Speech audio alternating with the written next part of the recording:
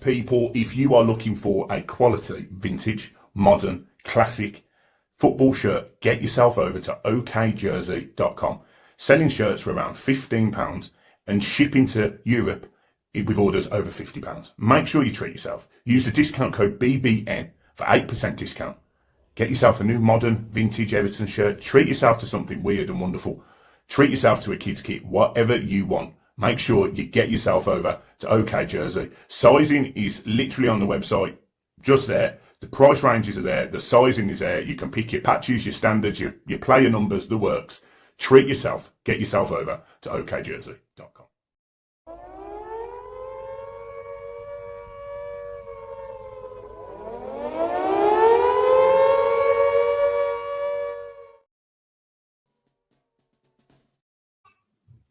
What's going on, everyone? It's Mike and John back again. This is your match preview. It is Everton against Forest. And yet again, John, we're up. Not getting too far up, though, mate. Not too far up. We're in a lift and we've gone to the 3rd floor out of 10. Yeah, we can't be on the 10th floor looking at the future, the Champions League. We can't be doing that anymore. Jesus. Telling everyone to get the passports out and all that shite. Look, it is a tough game for me, this game. It is a tough game because Forest are no mugs. They're coming to this game off the back of a win away at Wolves, which, you know, Wolves weren't horrendous, to be fair to them. I actually watched that game and they just couldn't put the ball in the net, and that's going to be Wolves' problem. They've only scored 7 goals this season. Wolves will go down. So they beat a relegation team, in my opinion. But Forest haven't been great. They've been all right since Sean Dyche come in, but they've been a little bit inconsistent as well. They did get a massive win at Anfield. So in terms of my thoughts and feelings on this game, I think it's an easy game to get over optimistic for because, you know, you'd want Everton to win this game. But it is one of those games where I have seen Everton come unstuck, and we literally did this the last weekend. So I'm sort of being a bit more reserved with me going, yes, we're going to smash these. So where's your head at? We need a Fulham performance, in my opinion, but better as well, because I was just looking at the Forest squad here, mate. Igor Jesus, I think he scored last night. Chris Wood, I'm not sure if he's still out injured. Douglas Luiz, Elliot Anderson, who is going to be linked with a lot of clubs. McAtee, you know, and Doy, Murillo. I mean, Amari Hutchinson hasn't really hit the ground running. The list goes on and on, mate. They've got a very, very, very good squad. Listen, we all know Not Forest signed about 40 players in one transfer window not so long ago, but they've strengthened well and they've spent their money well, and Everton are going to have to be on it, mate, to get 3 points out of this game, and there's no reason why we can't. There is no reason why we can't. You know, we get that win away at Bournemouth. We should have won by more than 1-0, in my opinion.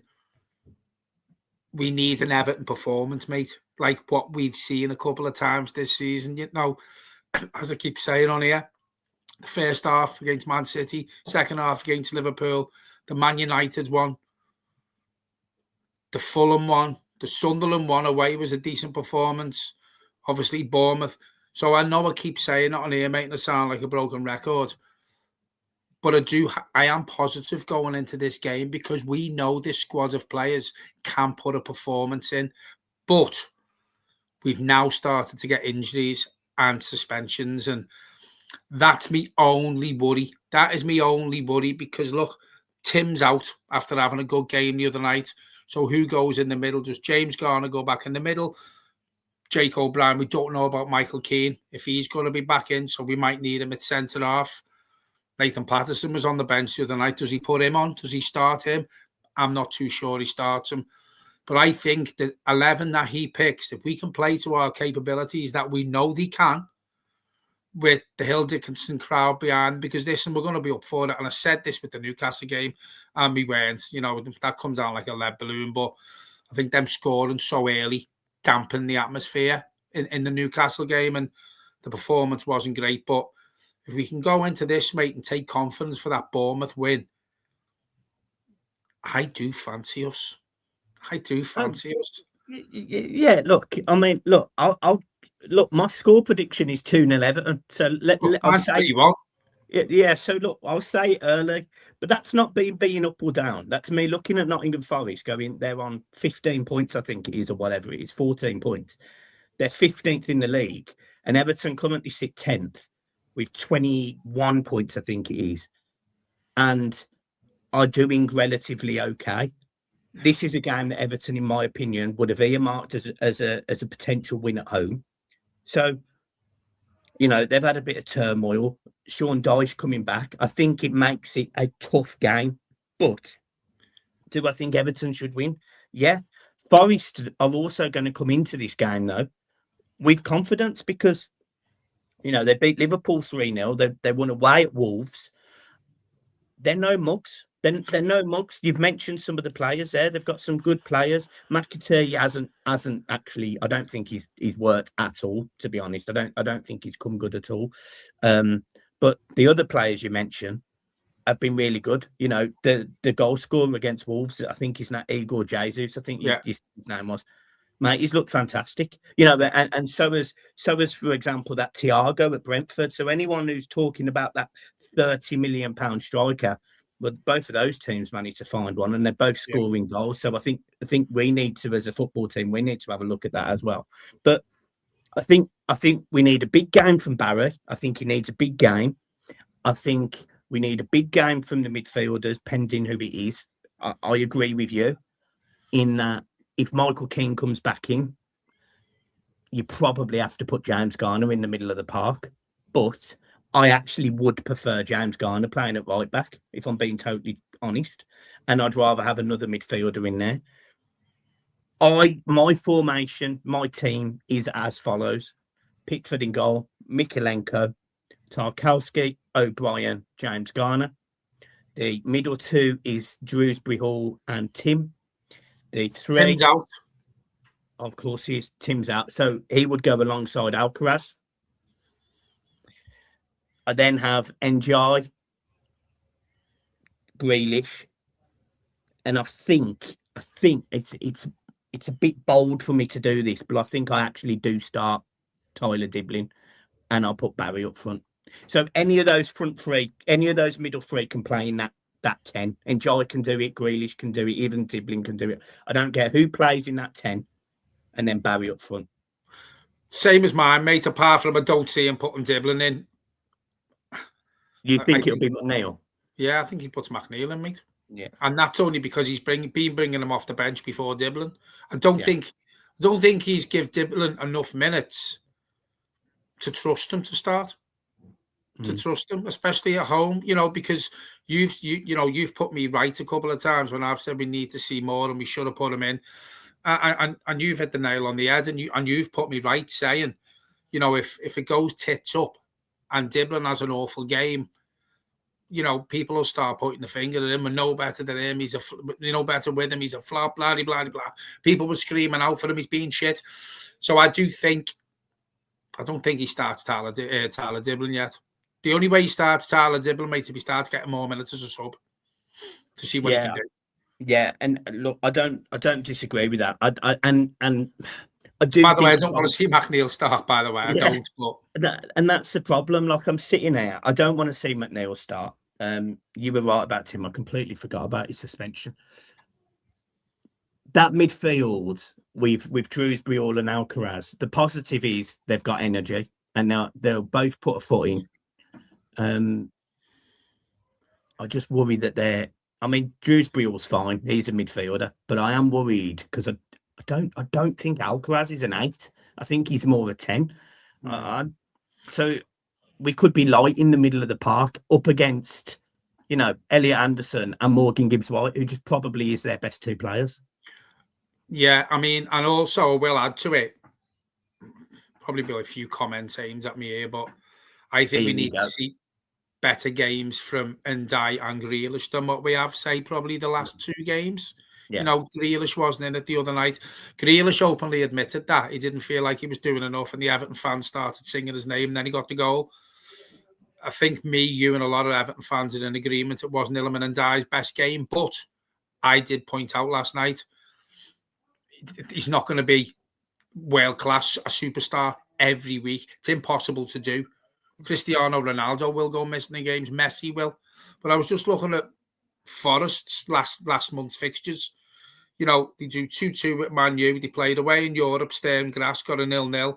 They beat Leeds 3-1. They beat Liverpool away 3-0. They beat Malmo 3-0. Okay, they got beat by Brighton and they won last night. So apart from obviously the Brighton game, they haven't been too bad under Sean Dyche since they've gone in there, mate. You know what I mean? So I think Everton will know they're in a game on Saturday. I do think Notts Forest turn up. And I wanted to ask you a question. Notts Forest squad and Everton squad. Who would you say has got the better?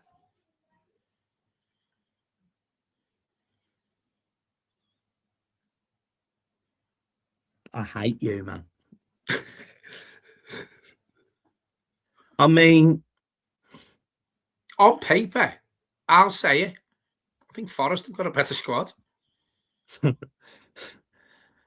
I think Morgan Gibbs-White, mate, we were linked with him. He's a brilliant player. Murillo, we've mentioned him. Chris Wood, he's someone who would come in and score goals for us.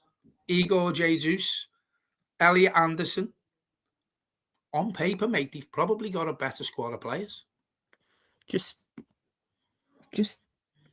stop talking to me, man. Just what are you doing? I mean, look, I mean, if you look at the two teams on paper in that sense, the player that I think's underrated at Forest is Sangare as well. Mm. And I sit there and I think he reminds me a bit of Ghana Guy. You know, he'll run around and he doesn't start every game for them, but he does. He's aggressive when he needs to be. So I don't know, John. I don't think there's many teams, right, that when Everton are on flying, those three that we've got with Grealish, Dewsbury Hall, and NJ, I think a lot of teams would like the three of those in that team. They get into a lot of Premier League teams. The issue I have is it's the element of consistency. The other player that I think is in and around that group is James Garner. I think James Garner's been very good this season. And I think Pickford could probably play for most Premier League teams, if not all. I'll being honest. So I certainly give 5 of them a good chance. Grantwaite's been injured. O'Brien, I rate. But you are right. You know, if you sit there and break it down player by player, it's a tough one. It is a tough one. But I know what people are going to put in the comments. Look where they are in the league. You know, they've seen a couple of managers off this squad of players. So I see why people will say that. But then you look at what Sean Dyche is doing and he's got them playing better football. He's with Forest, each man seems to know his job. Yeah. With Forest under Sean Dyche. Which early days is a Sean Dyche trait, because that's what he does. He comes in, he makes them organised, and they become difficult to beat. And just to add to that, he's going to be absolutely gunning for a result against Everton. Like the team talk now at fucking start of the game, at half time, at the end of the game, he's going to be like, beat them. That's what it's going to be. It's going to be like Crank 3. It's going to be like Jason Statham having a bar of energy, and he's going to be in that dressing room going, fucking snap him. Like, it's going to be like that. It's going to be an horrendous game. So I'm hoping that we start quickly. We use the pace that we have got with NJ, who will cause all sorts of problems. And I'm sitting there, right, and I'll be straight. I'm almost begging for a proper goal from Barry in this game. Not one that gets disallowed, because he'd have to.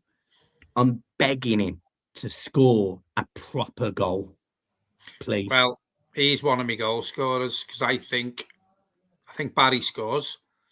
Yeah. I think Grealish gets another one, because he will have got a bit of confidence. We've said on here he needs to shoot more. He did, albeit a deflection.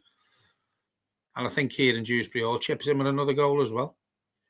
And you know, if Everton come out the blocks and get at them, get the crowd behind them, quieten them, mark their best players out the game if we can, we're going to have to mark Elliot Anderson, in my opinion. We've got to follow. Everywhere he goes, we have to follow him. Everywhere. If he goes for the shit, someone goes with him, right? I'm telling you now, he's got to be followed round like a shadow, right? And I think if we can keep him quiet and the couple of other players who we've named and stop the, you know, the service to Igor Jesus, I think we win 3-1, mate. And I don't want to get ahead of myself. I might be completely wrong. But when you look at the form we're on, mate, we've had 3 clean sheets out the last 4 games. And we've lost 1 in 5. I think I'm right in saying. Yeah, I think so.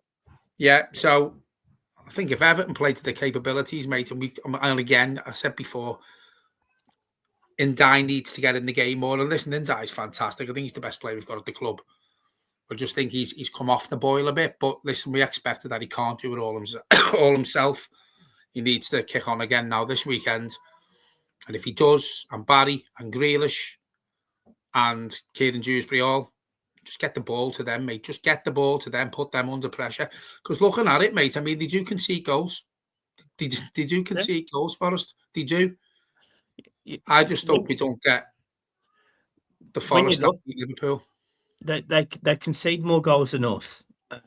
And I think they score slightly more goals than us as well. But ultimately, most teams will score more than us, mate, because you've got 2 strikers who've scored 1 goal between them. Yeah, exactly. So, you know, when you sit there and you look at the game, it's a big game for Everton because, you know, if you just put this in brass tacks, right? Spurs haven't been great at home and they're playing Brentford. So I could see that being the draw. Newcastle are playing Burnley. I think Newcastle beat that. Man City are playing Sunderland. So, you know, they'll take points off Sunderland, you suspect.